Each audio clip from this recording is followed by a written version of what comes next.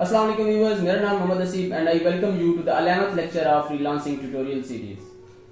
पिछले लेक्चर के अंदर हमने वेब पेज की बेसिक्स को सीखा था। हमने सीखा था कि HTML और CSS क्या होती हैं। आज के लेक्चर के अंदर हम इसी कंसेप्ट को थोड़ा कैरी आउट करेंगे और देखेंगे कि हम किस तरीके से एक वेब पेज क्रिएट कर सकते हैं। तो आज के लेक्चर के अंदर हम HTML के बेसिक टैग्स को देखेंगे, CSS की कुछ प्रॉपर्टीज को चेक करेंगे और हम देखेंगे कि सिमेंटिक टैग्स और स्यूडो क्लासेस का कंसेप्ट क्या है वेब पेजेस के अंदर।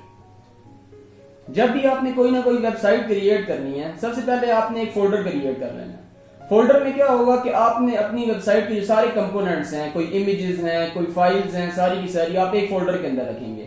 तो हम उसको वर्किंग डायरेक्टरी बोलेंगे। फॉर एग्जांपल हम यहाँ पर एक फोल्डर क्रिएट कर लेते हैं जिसके अंदर हम अपनी वेबसाइट के सारे कंपोनेंट्स को यहाँ पर रखेंगे।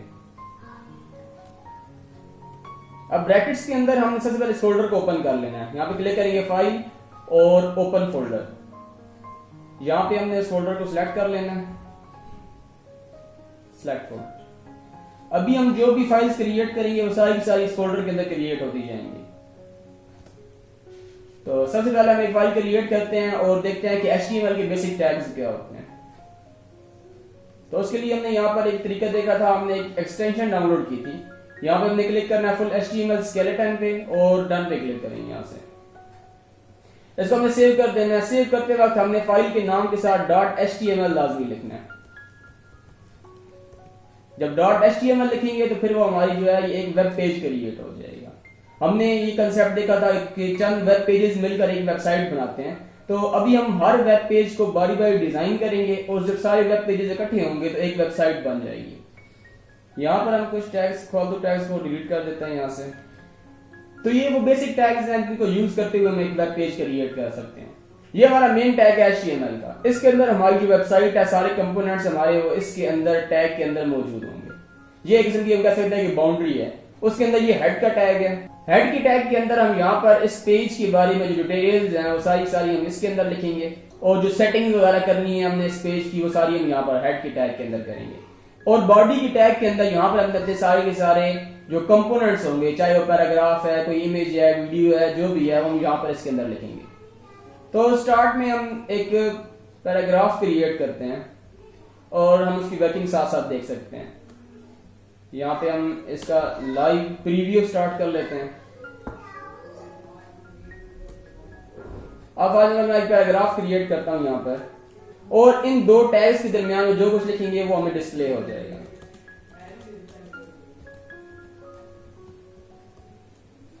अब अगर मैं चाहता हूं कि इसके ऊपर मैं कोई डिजाइनिंग करूं, तो लास्ट लेक्चर के अंदर हमने सीखा था कि डिजाइनिंग करने के लिए हमारे पास चंद तरीके हैं जिससे हम डिजाइनिंग कर सकते हैं।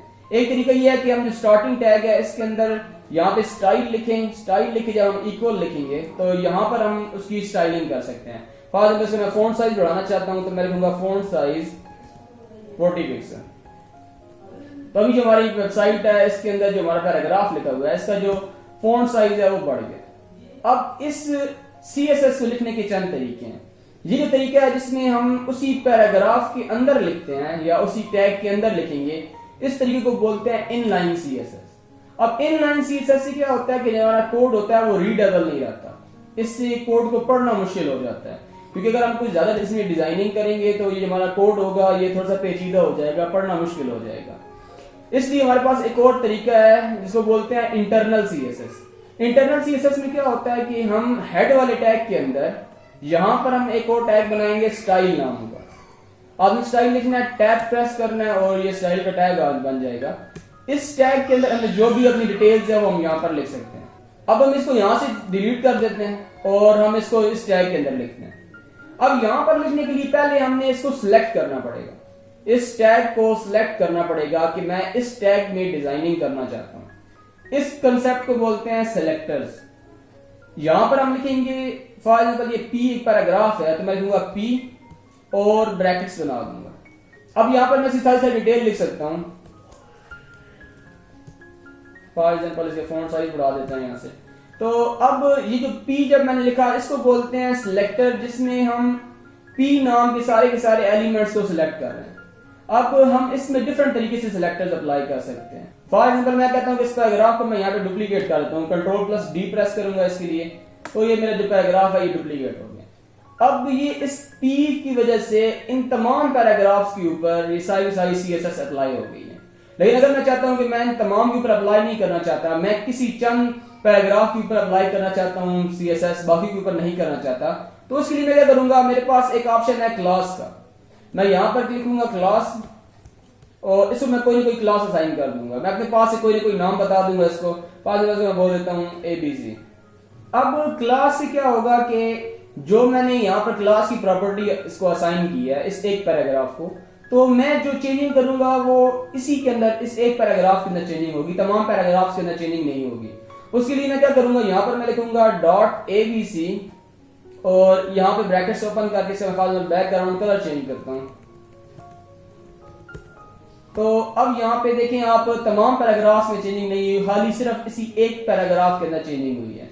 लेकिन अगर मैं चाहता हूं कि ये चेंजिंग मैं किसी और जगह भी करना चाहूं, किसी और क्लास, किसी और पैराग्राफ में भी, तो मैं यहां से इसको सिलेक्ट करूंगा, कॉपी करके किसी और के अंदर पेस्ट कर दूंगा। अब ये जो एक क्लास है, ये दो पैराग्राफ्स के अंदर सिलेक्ट हो गई है। अब पैराग्राफ हो या उसके अलावा हम यहाँ पर फाइल एक बटन बना देते हैं, और बटन के ऊपर भी हम ये क्लास अप्लाई कर सकते हैं। अब ये एक कंसेप्ट है क्लास का। इसके अलावा एक और कंसेप्ट है आईडी का। आईडी क्या होती है कि यहां पर हम क्लास की बजाय अगर फॉर एग्जांपल लिख देते हैं ID is equal to XYZ। अब ये नाम अपने पास से कुछ भी लिख सकते हैं। यहां पर जब मैं आईडी सिलेक्ट करूंगा, उसके लिए मुझे यहां पे हैश टैग लगाना पड़ेगा, बैकग्राउंड कलर फाइल में इसको हम रेड कर देते हैं। अब यहां पर मैं तीन किस्म के सिलेक्टर आपको दिखा रहा हूं। एक सिलेक्टर हमारे पास है बाय एलिमेंट सिलेक्टर, एक हमारे पास है बाय क्लास, और एक हमारे पास है बाय आईडी।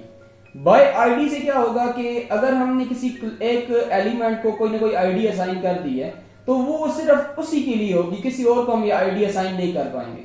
फॉर एग्जाम्पल जैसे कि हमने ये क्लास असाइन की थी, तो क्लास हमने ये दो एलिमेंट्स को असाइन की हुई है, दोनों के ऊपर ये कलर इसका चेंज हो गया।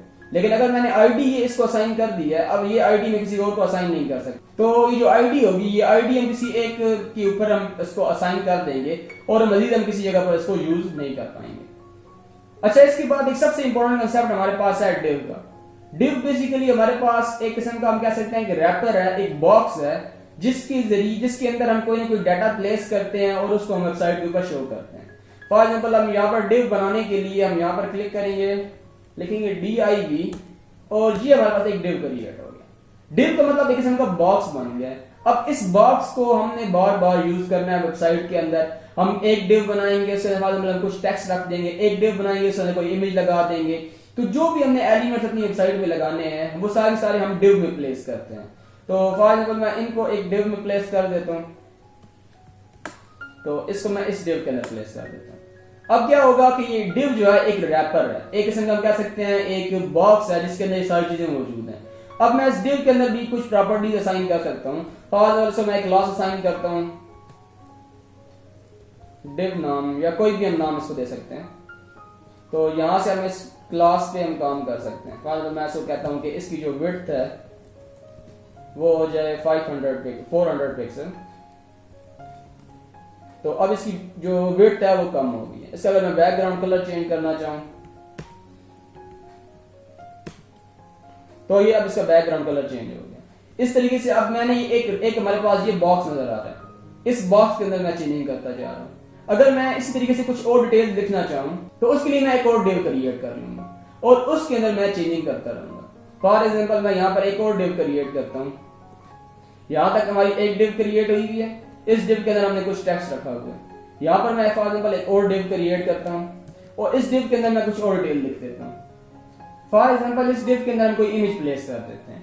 उसके लिए मैं यहाँ पे क्लिक करूंगा, लिखूंगा IMG और टैब प्रेस करूंगा, तो जो सारी डिटेल है वो खुद बहुत यहाँ पर लिखी हुई आ जाएगी। यहाँ पर हमने इमेज का सोर्स बताना है। सोर्स के लिए हम यहाँ पर लिखेंगे कि वो जो इमेज मौजूद है वो किस जगह पर मौजूद है।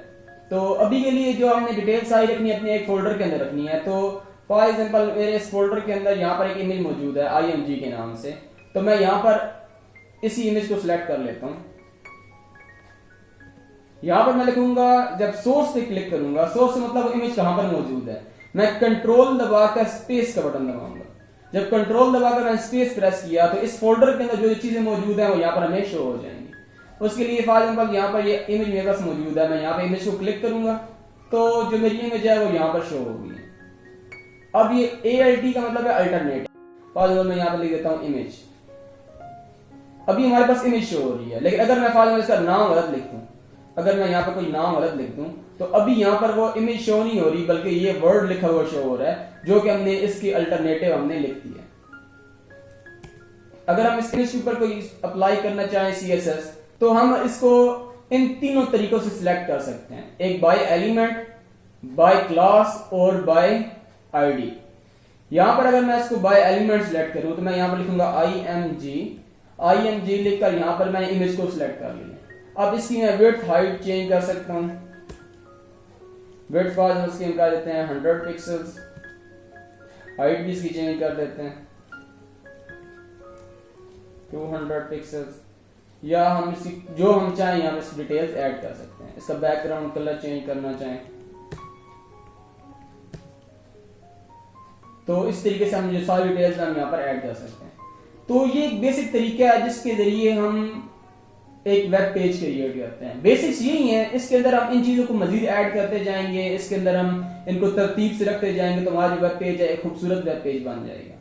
अभी के लिए हम देख लिया कि बेसिकली HTML CSS में किस तरीके से हम काम करते हैं, हम इनलाइन CSS किस तरीके से करते हैं, इसके अलावा इंटरनल CSS क्या होती है। इसके अलावा एक और टाइप है हमारे पास CSS की, जिसमें हम क्या होता है कि एक अलग फाइल बना लेते हैं और उस फाइल को इस फाइल के साथ अटैच कर देते हैं।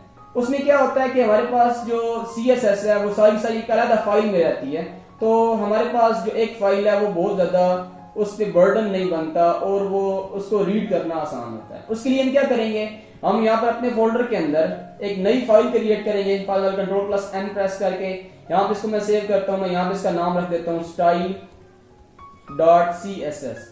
अब इसमें जब हमने CSS की फाइल बनानी है तो हम यहाँ पे लिखेंगे .css और इस फाइल को हमने अपनी इस फाइल के साथ हमने लिंक कर देना। यहाँ से मैं इसको खत्म कर दूं इस सारी की सारी CSS को, तो अभी हमारे पास जो इमेज जो हमारा पेज है वो इस तरीके से नजर आ रहा है। और अगर मैं इस फाइल को यहाँ पर अटैच करना चाहता हूँ तो यहाँ पर मैं लिखूंगा लिंक LINK और आपने टैब प्रेस करना है, सारी डिटेल्स यहाँ पर ऐड हो जाएंगी। अब यहाँ पर हमने इस फाइल का हमने पाथ बताना है, रेफरेंस बताना है, हम Ctrl+S दबाएंगे और यहाँ से हमने ये style.css। अब ये जो फाइल हमारी है वो इस फाइल के साथ मर्ज हो गई है, लेकिन अब यहाँ पर हमने कोई डिटेल नहीं लिखी हुई, लेकिन अगर अभी हमने यहाँ पर कोई डिटेल नहीं लिखी हुई तो हम यहाँ पर ये पेस्ट कर देते हैं, तो ये स्टाइल का टैग लगाने की जरूरत नहीं है यहाँ पर। अब जो हमारी सारी CSS है वो यहाँ पर मौजूद है। इस तरीके से हम यहाँ पर इनमें चेंजिंग कर सकते हैं, इसके अलावा और भी हम सारा काम यहाँ से कर सकते हैं। इसके अलावा नेक्स्ट हमारे पास एक कंसेप्ट है सिमेंटिक टैग्स का। सिमेंटिक टैग्स क्या होते हैं कि फॉर एग्जांपल ये अभी हमारे पास जो ये टैग है div, अब ये कोई प्रॉपर नाम नहीं है, ये एक रैपर है। तो जो भी हमने काम करना है, जो भी हमने वर्क करना है यहाँ पर, चाहे हमने इमेज लगानी है, टेक्स्ट करना लिखना है, जो भी पोर्शन बनाना है वेबसाइट का, उसके लिए हम div लगाएंगे, तो ये भी हम काम कर सकते हैं। लेकिन इसके अलावा जो लेटेस्ट हमारे पास HTML5 है, इसके अंदर हमारे पास सिमेंटिक टैग्स का कंसेप्ट है। इसके अंदर क्या होता है कि बजाय इसके कि हम हर जगह पर div लिखें, हम डिफरेंट नाम बना सकते हैं। फॉर एग्जांपल एक सेक्शन का हमारे पास एक div मौजूद है। सेक्शन क्या होता है कि जो वेबसाइट है बहुत सारे सेक्शन से, जो वेबसाइट है वो बहुत सारे सेक्शन से मिलकर बनती है, तो हम यहाँ पर डिफरेंट सेक्शन बना सकते हैं। या एक और हमारे पास सिमेंटिक टैग है कि अगर एंड की बात करें तो एंड में हमारे पास एक फुटर होता है। फुटर का मतलब वो पोर्शन वेबसाइट का जो जहाँ पे एंड पर नजर आएगा, उसके लिए हमारे पास मौजूद है फुटर का टैग, तो हम इसको यूज कर सकते हैं। तो ये जो होगा हमारे पास एंड पर नजर आएगा। ये हमारे जो टैग्स हैं जिसका प्रॉपर नाम है, ताकि उन टैग्स को देखकर हमें पता चले कि ये किस फंक्शनैलिटी को परफॉर्म कर रहे हैं, तो इनको बोलते हैं सिमेंटिक टैग्स। आप यहाँ पे w3schools.com पे चेक कर सकते हैं इनकी डिटेल्स को। यहाँ पर हमारे पास सिमेंटिक टैग्स के कंसेप्ट मौजूद है सारे के सारे। तो ये मैं आपको रिकमेंड करूंगा, w3schools.com बहुत अच्छी वेबसाइट है। इसके ऊपर आपने इन तमाम टैग्स को देखना है। यहाँ पे हमने कुछ जो HTML के टैग्स पढ़े हैं वो सारे, इसके अलावा और भी बहुत सारे टैग्स हैं जिनको हम स्टडी करेंगे, इनके ऊपर हम काम करेंगे और इनको यूज करके वेबसाइट क्रिएट करेंगे। इसके बाद एक और कंसेप्ट हमारे पास सूडो क्लासेस का। सूडो क्लासेस क्या होती हैं कि इसके बाद नेक्स्ट कंसेप्ट है हमारे पास सूडो क्लासेस का। सूडो क्लासेस ये होती हैं कि अगर हम कोई फंक्शनैलिटी परफॉर्म करना चाहें किसी एक खास स्टेट पे, फॉर एग्जांपल हम माउस होवर करें, हम माउस को किसी फोल्डर बटन के ऊपर या हम माउस को किसी बटन पे या किसी जगह पर लेकर जाएं तो यहाँ पे फॉर एग्जांपल कलर चेंज हो रहा है, यहाँ पर देख सकते हैं आप। इसके अलावा यहाँ पर हम क्लिक करते हैं, यहाँ पर हम माउस लेकर जा रहे हैं तो यहाँ पर इसका बैकग्राउंड कलर चेंज हो रहा है। तो इस किस्म की फंक्शनैलिटी परफॉर्म करने के लिए हमारे पास है सूडो क्लासेस। तो ये डिफरेंट सूडो क्लासेस हमारे पास अवेलेबल हैं, उसमें से अभी हम एक स्टडी करते हैं। फॉर एग्जांपल मैं कहता हूं कि अभी मैं अगर इस इमेज के ऊपर मैं अगर होवर करूं, होवर का मतलब अगर माउस को मैं ऊपर लेकर जाऊं तो इसके ऊपर कोई फंक्शनैलिटी परफॉर्म हो, तो यहां पर मैं अपनी CSS के अंदर जाऊंगा फाइल के अंदर, और यहां पर मैं इमेज जो मेरी इमेज यहां पर मौजूद है इसके ऊपर मैं होवर का इफेक्ट डालना चाहता हूं। मैं लिखूंगा ing फिर कॉलन और यहां पर लिखूंगा होवर। अब इसके अंदर जो कुछ मैं डिजाइनिंग लिखूंगा वो सारी की सारी अप्लाई होगी जब मेरा माउस इसके ऊपर होवर करेगा। फाइल इसका बैकग्राउंड कलर चेंज कर देता हूं। अब जब माउस में इसके ऊपर लेके जाऊंगा इसका बैकग्राउंड कलर चेंज हो जाएगा। तो ये आप देख सकते हैं, ये हमारे पास एक ऑप्शन है जिसको बोलते हैं सूडो क्लासेस। इसके अलावा और भी हमारे पास डिफरेंट ऑप्शन हैं होवर के अलावा जो कि हम अप्लाई करेंगे और हम अपनी जो स्टाइल है उसको हम बेहतर कर सकते हैं। इसी तरीके से हम और फंक्शनैलिटी ऐड कर सकते हैं इसके अंदर। फॉर एग्जांपल इसका हम साइज चेंज कर दें, विड्थ इसकी बढ़ा देते हैं फॉर एग्जांपल, तो जब होवर होगा तो इसका कलर भी चेंज हो रहा है और साथ साथ इसका जो साइज है वो भी चेंज हो रहा है। तो इसके अलावा हम सारी सारी डिटेल्स यहाँ पर ऐड कर सकते हैं। तो ये बेसिक कंसेप्ट्स हैं जिनको यूज करते हुए हम अपनी वेबसाइट के अंदर हम फंक्शनैलिटीज ऐड कर सकते हैं। हमने आज के लेक्चर के अंदर सीखा कि हम CSS को कितने तरीके से अप्लाई कर सकते हैं। हमारे पास div का कंसेप्ट क्या है, इसके अलावा हम यहाँ पर पैराग्राफ्स बना सकते हैं, इसके अलावा डिफरेंट हम यहाँ पर एलिमेंट्स ऐड कर सकते हैं, उनके ऊपर CSS अप्लाई कर सकते हैं, सूडो क्लासेस अप्लाई कर सकते हैं इनके ऊपर। फॉर एग्जांपल हमने जैसे होवर का इफेक्ट चेक किया है तो ये सारी डिटेल्स हम इनके ऊपर ऐड कर सकते हैं। तो आज के लेक्चर के अंदर हमने सीख लिया कि HTML के बेसिक टैग्स क्या होते हैं, राइट किस तरीके से करते हैं CSS को, इनलाइन क्या होती है, इंटरनल क्या होती है, एक्सटर्नल CSS क्या होती है। इनलाइन के अंदर क्या होता है कि जो CSS हम लिखते हैं वो उसी टैग के अंदर लिखते हैं, जो हमारे पास टैग मौजूद होता है, पैराग्राफ का टैग है, कोई भी टैग है तो उसके हम स्टार्टिंग टैग के अंदर लिखते हैं। इंटरनल CSS में क्या होता है कि हम हेड के टैग के अंदर स्टाइल का टैग बनाकर उसके अंदर CSS लिखते हैं। एक्सटर्नल CSS में क्या होता है कि हमारे पास जो फाइल है एक अलग फाइल बना लेते हैं CSS की और उसके अंदर हम सारी डिटेल्स यहाँ पर लिख लेते हैं। फिर हमने डिफरेंट सेलेक्टर देखे हैं CSS के, जिसमें हमने एक देखा एलिमेंट सेलेक्टर कि अगर हमने कोई पैराग्राफ पे काम करना है सिंपली हम यहाँ पर पैराग्राफ का एलिमेंट बनाएंगे, यहाँ पर ये P लिखकर इस पे हम काम कर सकते हैं। इसके अलावा हमने यहाँ पर देखा ID का सिलेक्टर क्या होता है। तो ID के सिलेक्टर के लिए हम पहले हैश टैग बनाते हैं और हैश टैग लगाने के बाद हम उस सिलेक्टर का नाम लिखकर हम उसको सिलेक्ट करते हैं। नेक्स्ट हमने देख लिया कि क्लास सिलेक्टर क्या होता है। क्लास सिलेक्टर में हम डॉट लगाकर ABC या जो भी नाम होगा हमारे सिलेक्टर का वो लिखते हैं और ब्रैकेट्स के अंदर हम सारी CSS लिख सकते हैं। इसके अलावा हमने देखा सिमेंटिक टैग्स क्या होते हैं। सिमेंटिक टैग्स का कंसेप्ट हमारे पास ये है कि हम बजाय से कि हम div लगाएं जो कि नॉन सिमेंटिक है, जिसमें प्रॉपर डिटेल नहीं शो हो रही हमारे पास, तो हम सेक्शन नाम का टैग बना सकते हैं, फुटर नाम का टैग बना सकते हैं जो कि प्रॉपर मीनिंगफुल टैग्स हैं, जिससे हमें मालूम हो सकता है आसानी से कि ये जो टैग है इसके अंदर क्या काम किया जा रहा है।